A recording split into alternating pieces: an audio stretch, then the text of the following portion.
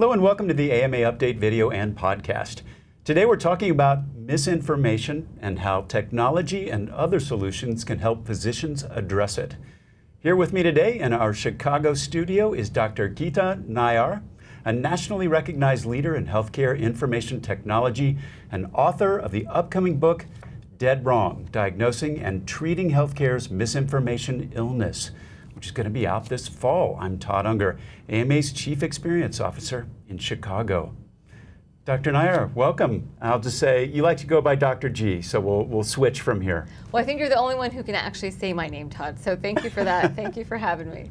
So since we last talked, you have been doing a lot of research and work looking at this, the threat of misinformation. We've had a lot of folks on the AMA Update talking about this and just how difficult this makes life for doctors. I am curious, just to start things off, what have you found in your research and what are you going to be talking about in your book?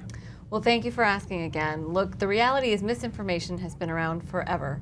I know we all think of it as a pandemic-related issue and it very much got weaponized and politicized during COVID, but the reality is it's been around forever, whether you're talking about diabetes, HIV/AIDS, weight loss, and so I essentially go through stories in the book and we talk about the ever-presence of misinformation and how to combat it. But I don't remember, I mean, you said it's been weaponized and that it existed before, but not to this degree that we're seeing right now. What do you think accounts for that, just that magnification of it? Well, I think a couple of things. One, we have tools that have now made it so easy to propagate really, really bad characters, right? Whether it's social media, whether it's artificial intelligence, and whether we're talking about a captive audience that's stuck on some of these channels, right? Often we have constituents that are only on those channels, and very rarely can you actually talk to a doctor, get access to a doctor. Have you tried to make a doctor's appointment anytime recently? It's like 3 to 6 months to talk to a doctor. So in the absence of that, in the absence of a true healthcare expert to follow, the noise has become louder for those anti-science folks. And what impact are you seeing on physicians? Well, it's certainly a contributor to burnout. It's certainly a contributor to the sentiments around science and the profession. And look, the reality is physicians are left to clean it up.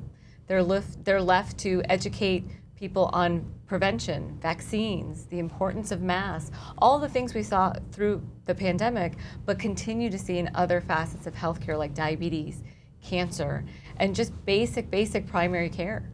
So we'll just add fighting misinformation onto the list of all the other things that physicians have to do. They're not quite enough. It's hard, but you know, the difference is if we can use some of these technologies and tools to empower the physician. So if you look at organizations like the Cleveland Clinic, which I actually discuss in the book, their head of marketing and communications actually highlights how he took human-centered stories, scaled them at the enterprise level, used social media, used marketing communications, and actually drove patient acquisition, retention, and brand loyalty, but really using the voice of his own physicians and staff in a way that was accessible and relatable. And we just don't see that every day in healthcare. So interesting. We talk a lot about storytelling and marketing, of course, and such a role for that to play.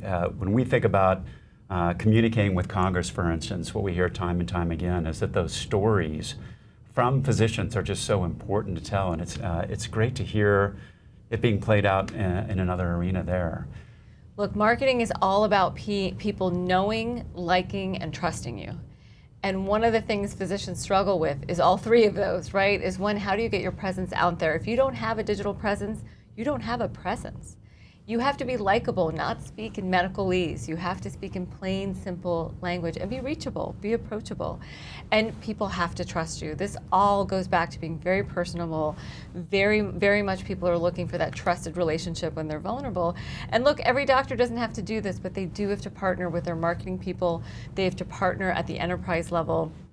Because if physicians don't do this, no one else will lead this. No one else will combat misinformation. The physician is the natural leader here.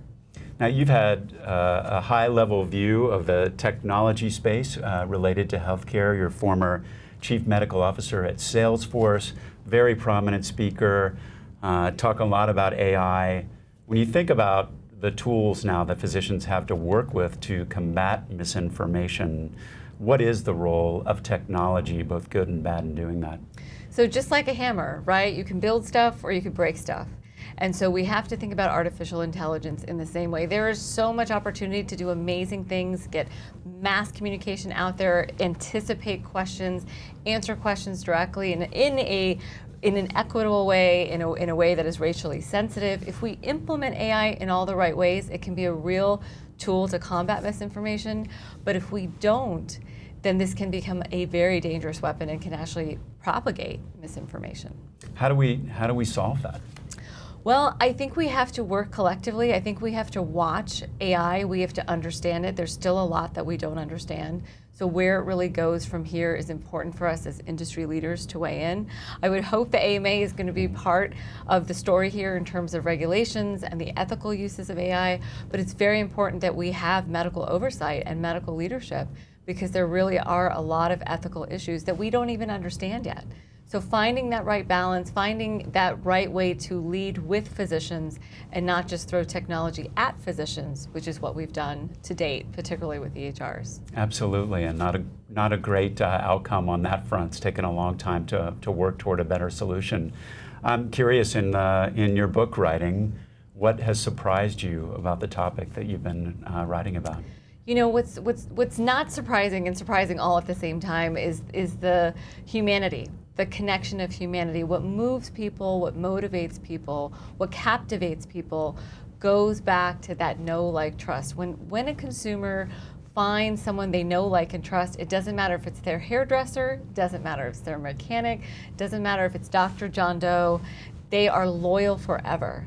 And so how do we as healthcare do that? How do we ensure that people know, like, and trust their physicians at mass scale and make science relatable and cool again? Because somehow science got a bad rap. And we have to understand that we have to simply communicate and compel people. Any of the stories that you're telling in there that kind of gets to a great example of how we can do that? Oh my goodness, there's so many. You'll have to bring me back for another episode. But again, we really share stories. We share stories from Dr. Peter Hotez, Megan Ranney, Adrian Boise, myself, and we find that the journeys are all very similar.